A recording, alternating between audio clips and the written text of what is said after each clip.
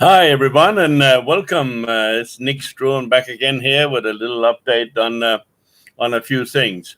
Today, I want to talk to you about another problem, which is something that is easily avoidable, but we sometimes tend to not worry too much about before it's actually become too late. And in this case here, we're talking about fatty liver disease, right? Fatty liver disease. It is an increasing big problem in most countries now and with most people because we sort of it's actually becoming um more a bigger problem than perhaps some cancers are, and we really needs to be aware of the dangers in these situations because the kidney is a very important organ, and in some cases it go too far before we are able to actually do something about it. So you need to care a little bit for your organs here if you don't already. Now let me talk to you about this fatty liver disease and what happens. Of course, there's and again, let me not tell you that I'm a medical professional. I certainly am not. But my research into this problem has led me to understand that it is of great concern, and it's something that we need to be aware of, especially in children, because young children, and even having a healthy body these days, is not a sign that everything is okay, right? And as I said, increasingly children are being admitted to hospital now with fatty liver disease or something that is easily controllable, and can be avoided if you are just aware of it, right? Now, I will go through a couple of things here to sort of make you understand what we need to look at there. But how does it manifest? Well, let's say, what are some of the symptoms? Well, some of the symptoms are, fatigue and also, how can I say, you can sort of feel a bit bloated, and you can feel lethargic, and you can feel sort of like uh, a bit off, and extreme cases you get the yellowing of your eyes, right? And it is a really concern there. But let me talk to you about what actually causes a fatty liver. Well, first on the list there's obesity, right? Obesity involves low-grade inflammation that may promote liver fat storage. And it's estimated that probably 30 to 90% of obese adult has NFLD, which is a liver disease or increased liver disease, and it's increasing in children due to the childhood obesity epidemic, which is something that you may or may not be aware of. But anyway, it is a problem, serious problem for children also, because generally, if mom and dad are eating an unhealthy diet, so is the children, of course. And if mom and dad tend to put on a bit of weight, well, you'll look at your children, you'll see that they have possibly the same problem, right? Now, the next one on the list there is excess belly fat. Normal weight people may develop fatty liver if they are viscerally obese, right? That means that they have visceral fat inside their organs, right?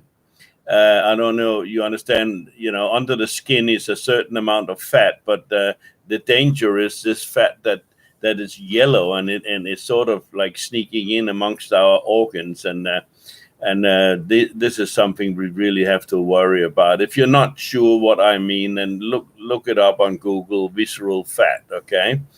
Um, the next thing we need to do is look at is insulin resistant. And insulin resistance and high insulin levels have been shown to increase liver fat storage in people with type 2 diabetes and metabolic syndrome, right? Now, what does that mean? Well, that means that you have come to a point where the body has said, no, thank you, no more insulin, and it shuts off the production. And this is why we don't lose weight, because no matter what we try to do, the body will not start eating its own resources of fat and stored in the body, right? So, and of course, that's why people are continually hungry when they're eating, they're hungry, right? Because we just can't get satisfy the body. It will not accept the insulin, right? So we are having a resistance to insulin. The next thing we need to look at is the high intake of refined carbs, right? And carbs, of course, comes in frequent intake of refined carbs promotes liver fat storage, especially when high amounts are consumed by overweight and insulin-resistant individuals, which, of course, carbs. We got carbs in potatoes. We got carbs in rice. We got carbs in bread. We got carbs in all kinds of things, right? So that is something that you need to look at your diet and say, well, okay, what's going on here, and what can I get rid of? Remember, it's never a matter of adding stuff to anything, right? It's a matter of taking away stuff that is actually making you sick. Okay. Now, the bigger ones here is sugary beverages consumption, right? Like Coca-Cola and, sugar-sweetened beverages like soda and energy drinks are high in fructose. Now, fructose has been shown to drive liver fat accumulation in children and adults because it's sort of like an open highway directly to the liver, right? So when you drink a Coca-Cola, it doesn't need to do anything else. It just the actual sugar goes straight to the liver, okay? And it's really, really bad for that. So you need to cut out the sugar altogether. Then the last thing I want to just let you know here is impaired gut health.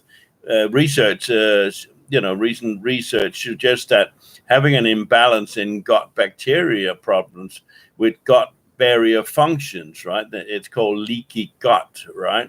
And other gut health issues may contribute to that development also. Like yogurt and these sort of,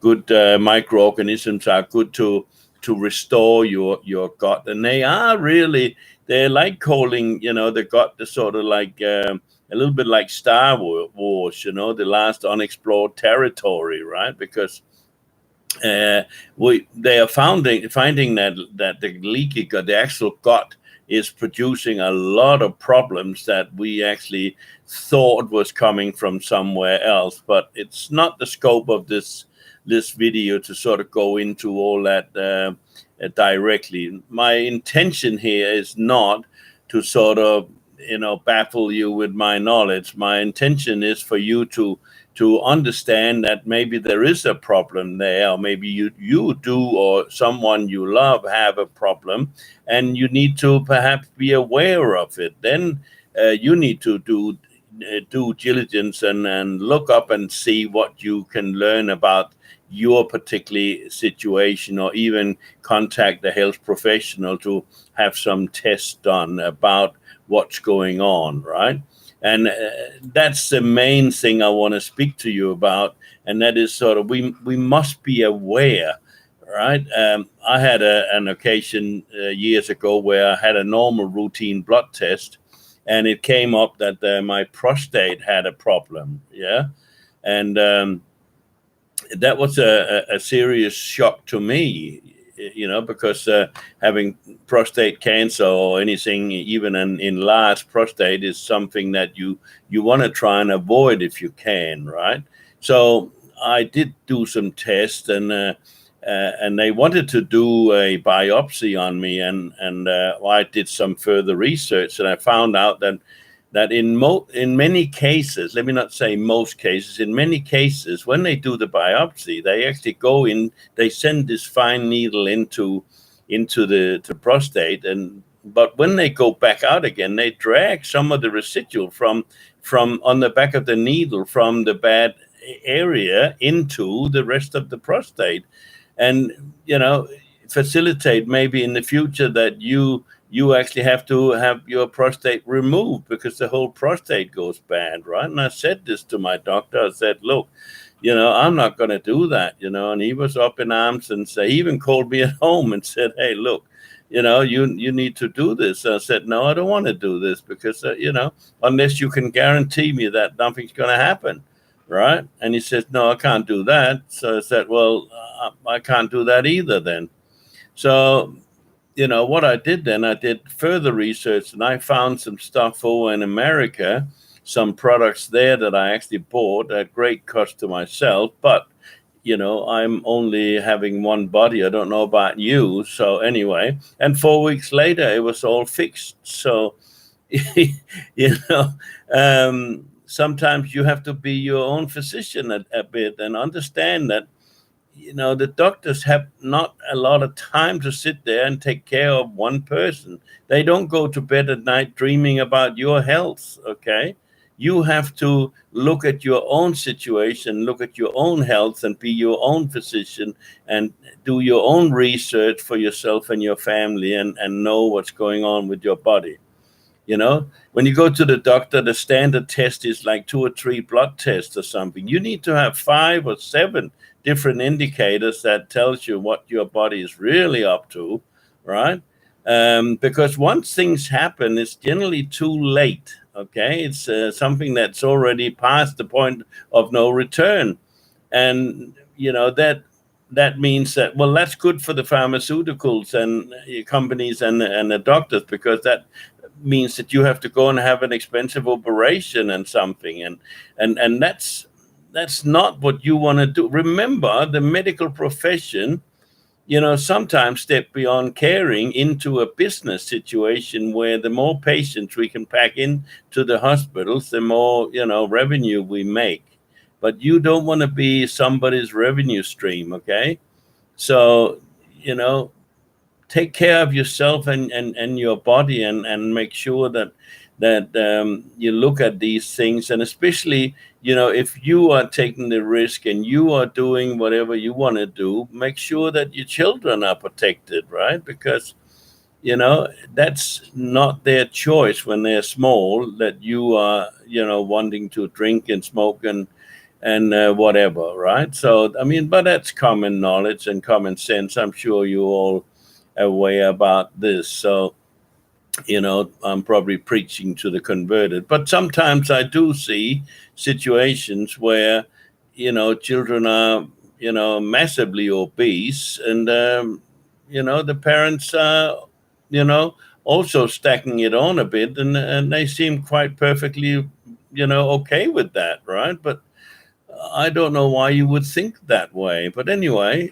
that's how people choose to swing with it. So yeah, but anyway, I need you to look at this issue and take care of yourself, and be aware that fatty liver is a big problem these days, even in children. So do your research, and if I can help in any way, let me know.